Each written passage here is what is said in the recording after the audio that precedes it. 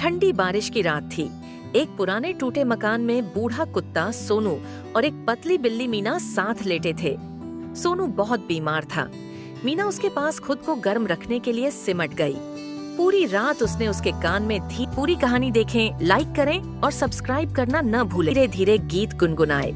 सुबह होने से पहले सोनू ने आखिरी सांस ली, चुपचाप, शांतिपूर्वक। मीना ने कुछ नहीं कहा, बस उसके पास बैठी रही। शाम तक मीना भी धीरे से चुपचाप चल बसी। कहते हैं आज भी उनकी आत्माएं उस पुराने मकान में साथ साथ रहती हैं।